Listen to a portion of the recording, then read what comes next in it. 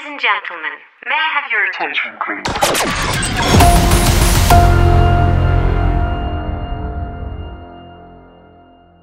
I'm self-confident, right? No. I'm self-confident, right? I am, right? No, Todd, I want you to say, I'm self-confident. I'm self-confident, right? Right? No, you listener out there, I'm self-confident, right? So I just want you to understand that it's not abnormal. I want you to know that I am self-confident, but in many, many cases, I feel inferior. Matter of fact, most of my life, I have felt mostly inferior. And I want to help you, if you're out there and you do feel inferior, I want to help you understand that is normal. I want to help you understand, though, that it is normal. I want you to understand that it is crippling. I want you to understand that it is debilitating. I do want you to understand that it's harmful. I do want you to understand that it will keep you from becoming successful. And so the question here is, I'm self-confident, right? I have 6 plays that are going to help you shake this inferiority. And I want you to pay attention. I want you to listen. I want you to go through this process. But before we can get to the 6 plays to help shake your inferiority, we got to talk about inferiority. We got to talk about this whole thing about inferiority. So inferiority equals a person experience a feeling in a lower state. So let's quickly talk about that. A person experiencing a feeling in a lower state. Or let's say it this way, an individual experiencing a feeling in a lower state. Better said, an individual experiencing a feeling in a lower state. A person is an individual. So first of all, inferiority is an experience. And we know that an experience is a feeling. And we know that feelings can go away. Feelings can go away. So I want you to take that little nugget with you right now and say to yourself, inferiority is an experience are a feeling, and feelings can go away. Feelings and emotions come and go. And if you're like me, they're like a tsunami, they're like a river, they're like a meandering waterfall. And feelings and emotions come and go. And so I want you to take that as a good thing right now. I want you to understand that inferiority is a feeling, but it's of you being in a lower state. And I want you to understand that feeling and that emotion can and will go away. So inferiority, we all have it. And if you want to lose the entire idea of feeling inferiority or feeling inferior in any capacity, I think we're going to solve that today. But rest assured, you will have those movements and those emotions. But we're going to work through that, and we're going to know why, okay? So here we go. Inferiority, a person or an individual. I want to change that word right now. I wish I could change it.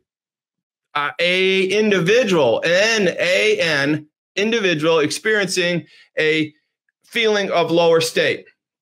So now that we know what inferiority is, I want you to understand why we feel inferior or why we feel confident, because most of us can feel confident and we can feel inferior, right?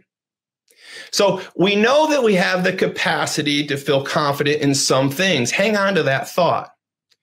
We know that we do feel inferior in some things. As a little boy, I felt inferior in everything, right? Right?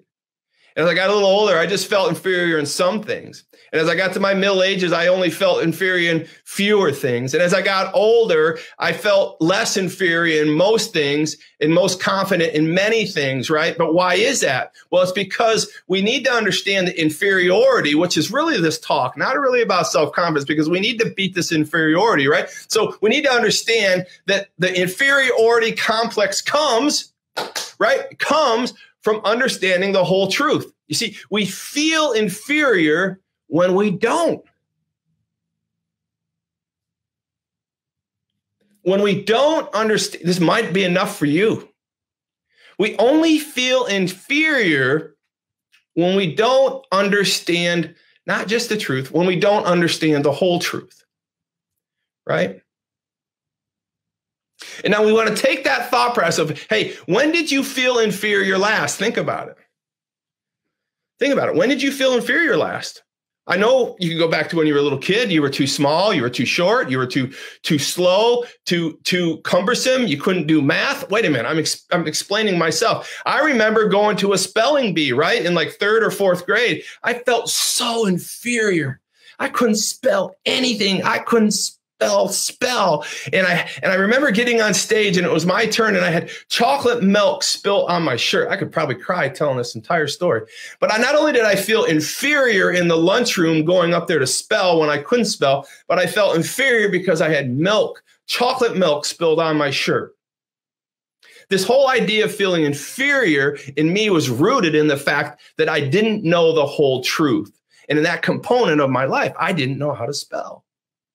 So me being inferior was related to me not being able to spell. So I want you to understanding the whole truth, we feel inferior when we don't. When we don't understand the whole truth of anything or anybody. And most importantly, we don't feel the whole truth about ourselves. Being wired differently will lead you to understand that your favorite subject is the same as my favorite subject, me. I could talk about my favorite subject all day long, right? Ask anybody. Oh, Todd could, but I would tell you this. I need you to be able to talk about yourself all day long, because if you don't know the whole truth about the subject matter, you can't beat inferiority, right? Because we just talked about it being emotion and a feeling. We just talked about being pressed on by the lack of understanding of the whole truth. And if you don't understand the whole truth about yourself, then you can't be confident in yourself. And if you're not confident in yourself, you are going to feel inferior. Inferior. The hobbling, the cauterizing, the debilitating notion of not being successful because of your own lack of knowledge of yourself and your willingness to dig deep and prove that your most important subject should be yourself so you can share it with the rest of the world. I need you to understand that the term I talked about, an individual feeling of a lower state, is about our own individuality. The infinite intelligence of our Creator yielded individuality, right? That the God, our Creator, infinite intelligence He has, right? I got it right here. Infinite intelligence of our Creator yields your specific purpose. Meaning that the God of our universe, our God, the one we talk to, the one we worship, the one we pray to, that God, our God knows all, bees all, and created this entire environment of individuality, right? He didn't make, I don't know, Del Toro, you call him up. If you have his phone number, call him up and he'll say he won't answer the phone. He just won't answer the phone. I mean, you got to call him. He's a very busy man, but he'll always leave a message and he'll say, if two of us are the same, then one of us is not necessary, right? And I'm like, this guy is whacked. He says that everywhere he goes, but I want you to know he's not whacked, and he doesn't lack self-confidence because he is supreme in his thought process of these things. But I will tell you this, he does feel inferior at times. He will say certain things just like all of us. But the bottom line is if two of us are the same, one of us is not necessary. God didn't create any of us, he didn't create any of us to be different, to be the same. So we're all individual, and he put us all on this earth to create the process of life moving forward. Have you ever wondered how an economy works? Have you ever wondered how a little city works? Ever wondered how the little town works? Well, if you need something, somehow it's provided for you, right? If you need groceries, there's a grocery store. If you need gas, there's a gas station. If someone dies, there's an undertaker. If you need a doctor, there's a doctor. It's this idea of the infinite intelligence of our Creator creating this whole individual workplace for all of us to be different so we can coexist. So the first thing to understand is your inferiority is driven by you not knowing yourself and not reckoning the fact that our individuality is meant to be individual. You're not to be compared to anybody else. You're just not. That's part of the problem with me is I look at someone else in maybe the speaking world now because it's my new venture.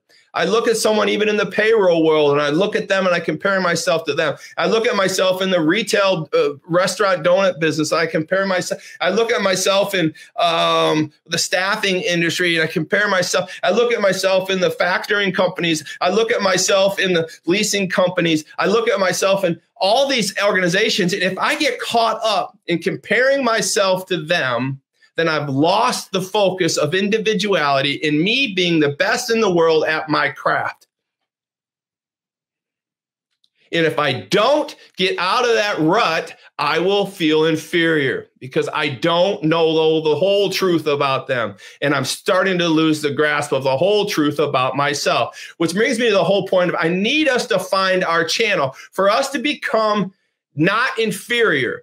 For us to become self-confident, we need to understand that we are individuals. Inferiority is an emotion, and we need to understand that we're not the measure to anybody else. We are our own person, our own way, and our own lane. We need to find our channel, right? We need to find what we have knowledge in. If you stand there and you talk to a doctor about the brain surgery that you may be having, you're going to feel inferior to him because you don't know the full truth about what he knows and what you need to know. Think about that. Why would you compare yourself to somebody like that? Why would you compare yourself to anybody? You have to find your own channel. You have to create your own harmony in this world. You have to create your own life. You have to find your own way, take your individuality and compare it to yourself, right? You need to become harmonious. You need to become harmonious. You need to learn how to talk, right? You need to become harmonious in your life. You need to find your channel. You need to find something that you can gravitate to, that you can be knowledgeable above, so you can have those conversations with people, so you can be with those type of people, so you can have that feeling of drive and nurturing, right? We need that to find our way out of inferiority. We need to get away from inferiority. Don't put yourselves in positions where you're comparing yourself to an NFL football player when you're only a NAIA Division III wide receiver in 1984, right? That is not, I was not good enough to be that person. I said it. Okay?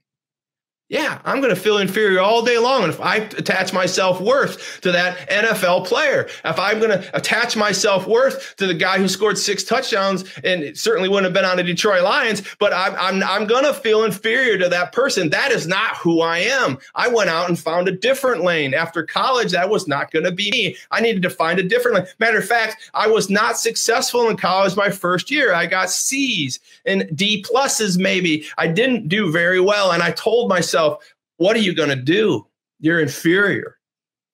Your grades don't match up. You've got to change the narrative. You got to change the narrative. You got to figure out what you want to be and leave who you are. To get away from that inferiority, you need to build your knowledge in a base, in a lane that's you. Protect yourself. Protect your mind from that feeling of inferiority. Now that you know what causes inferiority, which is the lack of knowledge, now we can go to work on it. So I want you to find your channel. I want you to become harmonious with that. I want you to render quality and quantity of services to humanity. Once you figure out what that channel is for you, then you can render, you can give back, you can deliver products and services and knowledges and help and good things that will give humanity of quality and quantity, and you won't have these inferiorities. You've moved yourself into a lane where you can focus, where you can be the best in the world at your craft, whether it's a housewife, a doctor, a teacher, a donut maker, a payroll guy, a manufacturer, a farmer. You have your own specific channel, and only you run that channel. I don't care if there's 2 million farmers. You are the best in the world at your craft, because nobody can farm your specific lane, your specific channel, your specific patch of grass or farm ground, or your potatoes or your soybeans or your corn. There's nobody else in the world that can do it as good as you on that particular day in that process. That's why you're not inferior to anybody in the world. That's why you are the master of your craft. You're an elite and deserve to be treated as such. And we know that speech. So I want you to get there. We will then be prosperous, right? And we're moving away from that. Let's move on down here. So let's talk about how we get away from feeling inferior. Let's talk about how this makes sense and how we get away from it. So I want to bring this term up, consciousness. Consciousness. So consciousness equals the sum of all your beliefs, and they add up to your state of being. So this consciousness, this streaming consciousness 24/7, all of your beliefs add up to your state of being. And when you take the streaming consciousness, right, and you think about all the things that are going on in your brain and your belief structure, inferiority comes out of this thought process that you've accepted untruths of yourself as to others. You've accepted untruths of yourself as compared to others, right? And if you knew this truth about yourself, you wouldn't feel inferior, right? So this consciousness of yourself, all of your thoughts, all of your total beliefs, all of your total thoughts, as they're streaming 24/7 from the time of birth till right now, is your consciousness. And somewhere in your consciousness, right, follow me, somewhere in this totality of all your beliefs and thoughts, you've accepted untruths of yourself as to others. And that's what drives this inferiority complex. Someone told you you were ugly. Someone told you you weren't pretty.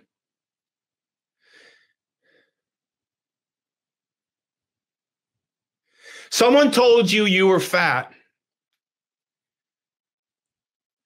Someone told you that you weren't nice. Someone told you that you were crabby and not fun to be around. Someone told you you were not likable. Someone told you that you were never going to make it in life. Someone told you that you weren't good enough. Right? Someone told you a bunch of malarkey. They told you bullshit, right? So let's just get it out there. They told you things that were not true about you, and you believed it in your consciousness.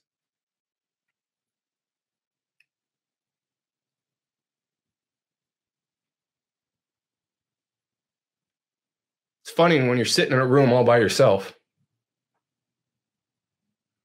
and you want to help people, and you're still helping yourself. So consciousness is a stream, a total of sum of all your thoughts and beliefs that add up to your being. And someone has told you untruths about yourself, and you've accepted them as truths. So what? Now, if you knew that they weren't true about yourself, then you wouldn't feel inferior. So I want to help you with that. I want you to understand that you are pretty. You are not ugly. You are smart. You can sing if you try. Right? You can be likable. You can be funny. Right? You can be all these things. But now that you know they're true, it's going to whack away at that inferiority. And now you can be purposeful about being that person you need to be, because becoming not inferior is mastering the truths about yourselves. And not comparing yourself to other people, Todd. Why don't you just get over it? Right?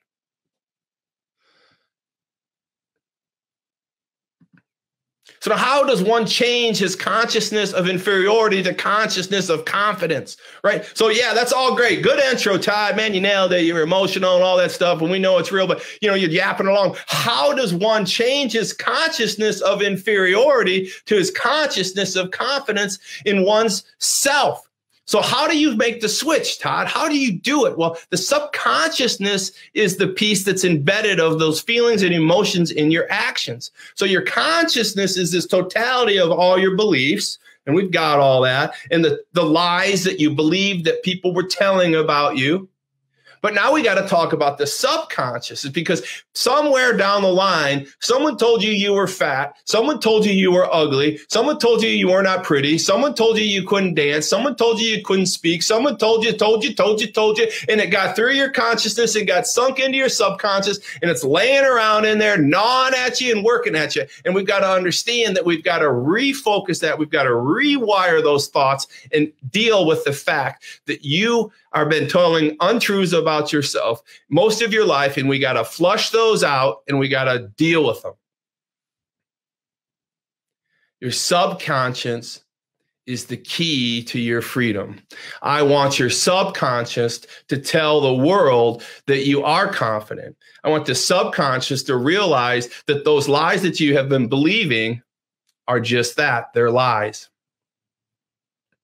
We need to make that move. We also need to know that this force of life that runs through us has this ability to make that decision, because we have four things I want you to understand. One is we got the conscious and we got the subconscious that harbors these lies about yourself. Trust me. And then we've got this two types of belief structure. We have the inductive belief structure and we have the deductive belief structure. Follow me on this, the inductive belief structure and the deductive belief structure. I want this inductive belief structure to be understood first and foremost. First of all, we've got the consciousness, which is your streaming thoughts 24/7, that all your beliefs and everything about you makes you in your state of mind and who you are. And your subconscious is what drives down into the hard drive of your mind and your body and makes you think of who you are and what you are even when you're sleeping. And now I got one other thing I want you to think about is the way we believe things. And this is going to be important for you to get through to these six ways to become self-confident. Is this the inductive belief structure and the deductive belief structure? So we've got to talk about the inductive belief structure, okay? The inductive belief structure is this idea that you believe things at their face value, and then if they don't work, then you're proven wrong. Inductive. If someone tells you something about yourself that you're fat, you believe it until it's proved wrong. If someone tells you something about buying a bridge for $1 in New York, you believe it until you're proven wrong. If someone tells you that you can make $1 million, you believe it until it's proven wrong. If Todd Saylor tells you that the subconscious is the key to all the success of inferiority complex and self-confidence and getting everything that you want in life, you're going to believe it until it's proven different. On the flip side, you're going to say, well, maybe I'm a deductive believer. So inductive is believing it on the front, prove me wrong later. Deductive is this thought process of, right, prove it now, and then I'll listen to you. You're fat. No, I'm not. Prove it. You're stupid. No, I'm not. Prove it. I got a bridge I can sell you in Newark. No, you're not. Prove it, right? So I don't know where you're at on that, but I'm going to tell you that the subconscious is the key to your success in the fight of your inferiority, in the truth of finding out and believing the truths about yourself. And you're going to say, no, it's not. I'll prove it later. Well, I want to make sure you understand you have two ways to believe. You have the inductive belief and you have the deductive belief. You have the consciousness and you have the subconsciousness. Now, I've taken you through these four channels. Those four things are this force of life. This is this force of nature. This is the force of all that God has given us in our brains and in our minds and the surrounding world and everything around us. It's just, and I want you to understand and feel its force just flowing through you. Because if you don't see it the way I'm showing you, you're not going to get it. Consciousness, subconscious, inductive, deductive. Right? This powerful life force surges 24/7 all the time. And we only have to figure these things out to get everything that we want. That's just not going to show up overnight like a genie, but it's the beginning. Look at the bottom here. It's the beginning of desire, right? Look at the bottom. Here it goes. Desire is the starting point to all achievement. Napoleon Hill. Right? I want you to be desirable to leave this inferiority complex away. I want to help you rid yourself of ever feeling inferiority again. This powerful life force surges through us, this inductive, this deductive, this consciousness, this subconscious. We have the power to direct it into any design we choose it, right? So we've got these four things. Now all we have to do is be the gatekeeper, the master, the designer. If we neglect to direct, it's like a loose fire hose. I got it right here. If we neglect to direct this force of everything in your brain, if we neglect to direct, If we neglect to direct, it's like a loose fire hose, right? If we're not thinking about our consciousness, if we're not thinking about our subconsciousness and directing it, if we're not using inductive and understanding that or deductive and understanding that, we're like a fire hose that got loose at a fire. It's just the hose is going everywhere. It's just everywhere. It's like you can't even catch it. You just can't even catch it because it's life going its own way. Anyway, out of control because we haven't grasped our consciousness, our subconsciousness, our inductive and our deductive, and we haven't put any of this together and we're just feeling like we don't measure up. Well, guess what? Maybe you should not measure up because you're letting everything happen to you, right? If we let everything happen to us, we shouldn't feel sorry for ourselves because we just let it happen. I don't want that to happen for you. I didn't think I'd get this excited today, but this fire hose, I don't want it to be you. I want you to elect to direct. I want you to elect to direct. I want you to elect to be a supremely purposeful person. I want you to elect to direct your consciousness to your subconscious. I want you to elect to direct of your inductive thought process and your deductive thought process. Know which one you are and how you're going to use it. So it's your privilege now. I want you to know it's now your privilege that I've told you all this. Do you choose to believe deductively or inductively? So you have to say to yourself, hey, deductively, since I got it up there first, I'm listening to all this stuff from Todd and let me just see if it works out there. Well, I'm telling you what, there's enough proof out there. There's enough testimonies. There's enough successful people out there. You talk to them, you look at them, and you get back to me. But guess what? The longer it takes you to do that, the longer you're going to feel inferior, the longer you're going to not be getting the things that you need and want in life, at least to the value and the amount of time that you have left here on earth to do the things that you want to do. And why waste any time? All right. So if you're inductive, you'll take these thought processes I'm giving you at face value, and you're going to say, all right, I choose to believe, Todd. I choose to believe that the consciousness is a streaming thought of all your beings, and you've chosen to believe things that just aren't true about yourself or other things. And now that's why you feel inferior. And you seeped into your subconscious, and now we're going to flush that out. And we chose by the inductive thought process to believe that this teachings are true. And now we're going to go out and kick some ass and take some names. That's exactly how it's going to go.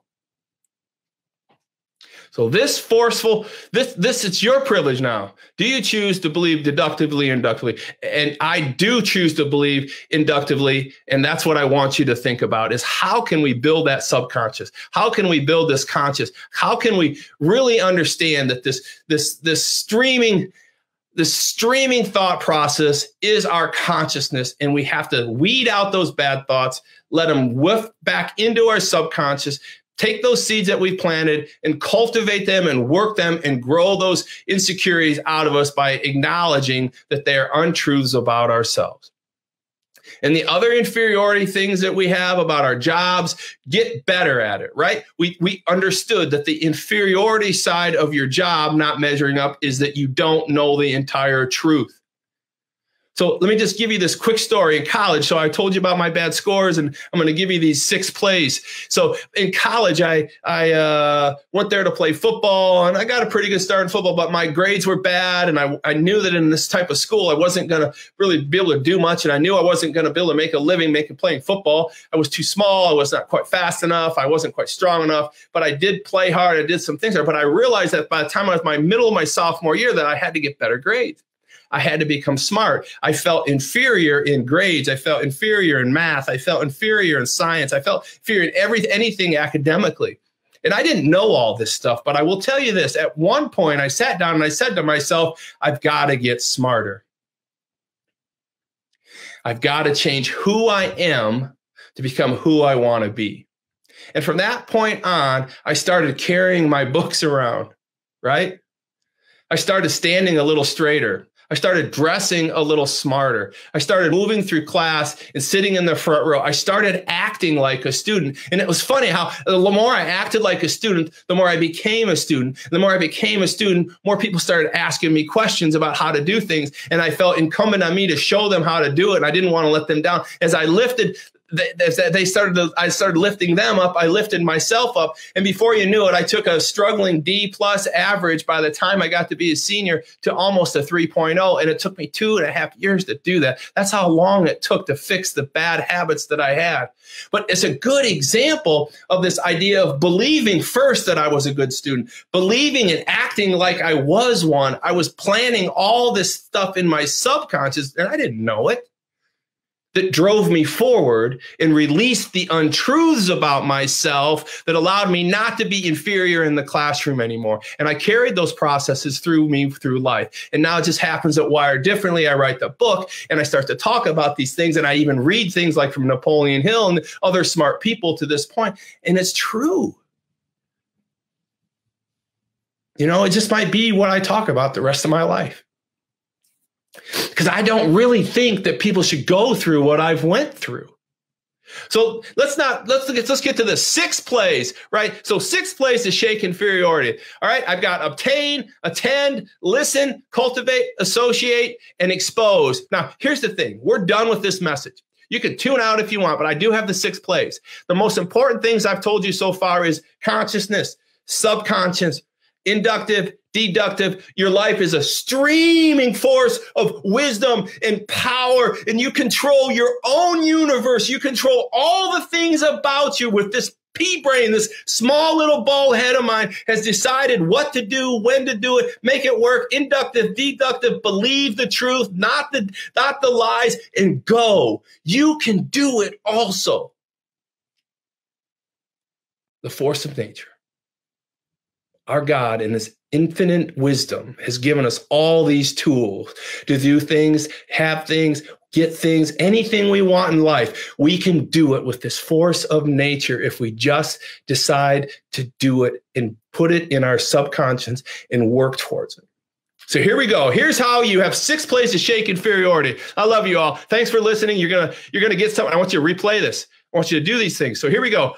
The first one is obtain. I need you to go out there and obtain a good book. Let's start with the Bible. It's a great book. It's got everything in there about the mind. God talks about all these things. He talks about believing. He talks about the power. He talks about Psalms 23:7. It says, if what a man or woman thinketh in his heart is he. Key. That is your subconscious, your heart, right? So what you think of in your heart is you. God talks about all this. Obtain a good book. I want you to find a good book rendering mental processes, right? I wish I had 5 of them to give to you, and I didn't write them down, but there's a lot of great books out there. There's a lot of great speakers. You can listen to me. I don't have the depth of some of these neurologists and people out there, but I want you to find a good book rendering mental processes. I want you to have the things to back what I'm telling you and the power of these mental processes. A good book.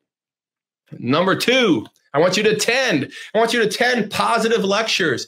I think Dave Kaufman does a good job. Ron Eccles does a good job. I think Delatoro McNeil, I mean, he does a lot of things, but he's a positive lecturer. I want you to surround yourself with positive speakers. I want people pouring things into your life. It can't just be me. It needs to be other people that have done it and proven it as well. I need you to surround yourself with positive lecturers.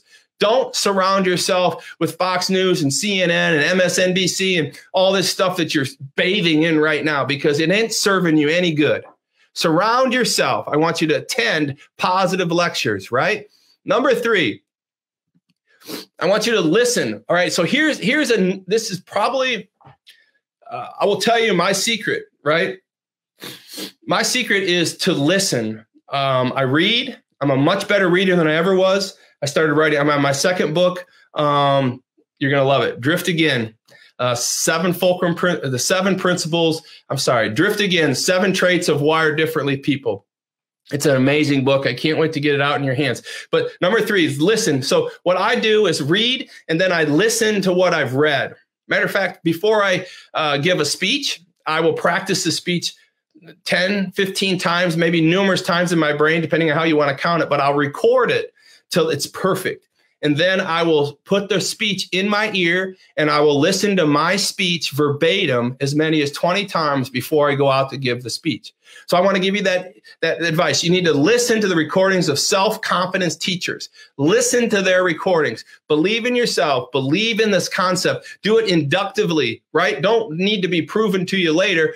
Believe in it inductively. Tell them, I'm telling you what is true is true. This will work for you. Listen to recordings of speeches, positive speeches, and self-confidence talks. 4, cultivate. I want you to cultivate with friends who have self-confidence. I know you've heard all this, but I think you're not doing it.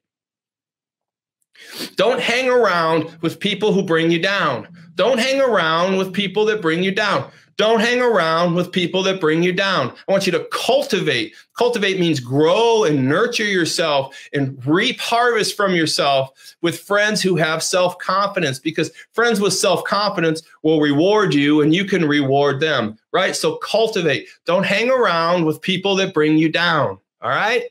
Number 5, associate as much as possible with people of high confidence. So the first one was cultivate, to like grow yourself and be around people who have self-confidence, right? When I want to do something different, I want you to associate as much with people with I want you to associate, meaning I want you to be in the throes of those people, right? Cultivate is you're growing up around them, not necessarily intimate with them, but now I want you to associate with them. I want you to work with them. I want you to walk in between them. I want you to walk around them. I want them to want to invite you to be a part of their process. I want you to make sure you're picking those associates very well. Associate yourself as much as possible with people with high confidence. And now we're number 6. Here we go. Grand finale 6. I want you to expose. Now, that's funny because I say, expose yourself. Well, no, I don't want you to expose yourself. I want you to expose yourself to every possible source regarding the study of your mental process. Most important, I want you to expose yourself to every possible source regarding the study of your mental process. So we're all individuals, right? God created us different. If any two of us were the same, then one of us wouldn't be necessary, and he just didn't do that. We talked about how your brain has as many as 1,000 trillion neurons in your mind by the time you're 10 or 11 or something like that. Can you imagine the infinitesimal times of combinations of one person could be with that type of synapses occurring? Now multiply that times every person in the planet. Now multiply, you think about that. God has got this figured out. Do not compare yourself to other people. I want you to expose yourself to every possible source regarding the study of your mental process. You know, because if your favorite subject is you, if my favorite subject is me, we got to work on me, right? Because I'm responsible of me providing you with good things. And that's why I joke about it. I do like myself. I do. I'll look in the mirror and I'll, say I got the bald tan here. And I do like myself. I do love myself most of the time. But I do know that it's incumbent on me to do that so that I can make other people better. And once you start to do that inwardly, you're going to push it outwardly, and you're going to feel the blessings of other people and other things in the growth of that. So here we go. We want to obtain a good book. We want to attend positive lectures. We want to listen to recordings on self-confidence. We want to cultivate with friends who have self-confidence, and we want to associate as much as possible with people of high confidence. And now I want you to finally expose yourself to every possible source regarding the study of your mental process. So this was probably a lot longer than I meant it to be, and I appreciate many of you that hung on to this. I'm looking forward to your comments. Now, I'm going to do this every Sunday at roughly 4 o'clock. I'll give you a warning. I hope you got something from this, because I know you can beat this inferiority. We're going to be doing a thing called the WDEX Huddle. It's going to be sometime in November, and I want to invite any of you or all of you to come onto this virtual huddle. It's going to be roughly between 2 and 3 hours. We're going to work through this workbook called Wired Differently, the 7 Fulcrum Principles. And individuality, this whole idea of losing yourself to become who you are, is something we're going to talk about. We're going to go through the 7 Fulcrum Principles. We're going to figure out how to get you not only into a great business place in your life, but we're going to also first and foremost get you in a great place in your own life, in your own mind. Because if you can't do that, you can't do other things. So we want to do that because business and life is harmonious. Wired differently, people can't separate business in life. You can ask my wife, Tracy Saylor. She'll ask her, is this Todd able to separate work from pleasure and life? I just can't, and I'm not going to lie about it. So we need to figure out how to make it all harmonious. We need to figure out how to make it work for you, and we want to make your relationships work through that. And I think I know we can do it because I'm going to give you all the poop on me that didn't work, and we're going to make sure that you don't do those same things. And I'm still doing it, unlike a lot of people out there that are coaching and doing all this stuff. I'm still operating as many 12 organizations, and I'm not going to stop. I'm just going to do this as my retirement. This is what I want to do for my passion, and I want to share it with you. I want to grow with you, and I want you to not feel inferior. I want you to love yourself. I want you to love yourself. You are the best in the world at your craft. You're an elite and deserve to be treated as such.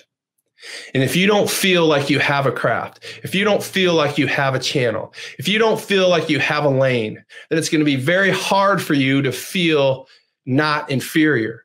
It's going to be very hard for you to stop feeling not confident. It's going to be very hard for you to move through that. So we want to get you to that lane. We want to get you to that channel. We want to get you to be the best in the world at your craft. We want to get you that craft. We want to get you that lane. We want to get you that channel. We want to do those things for you, wired differently, right? So, hey, let's end this. I mean, I know I went on. I get excited. I get emotional. I don't know. It's just something being alone in a room, talking to yourself, and my goodness, and make anybody go crazy, right? So anyways, we did this thing called life today, wired differently, and I hope you're going to crack that code on feeling inferior, because we got it. Because this force of nature that God has given us to do these things is yours to make your own decisions and to make and choose your own life, because you can get anything in the world that you want. You can be anything that you want. We can do this in certainly this great country of America and use this force.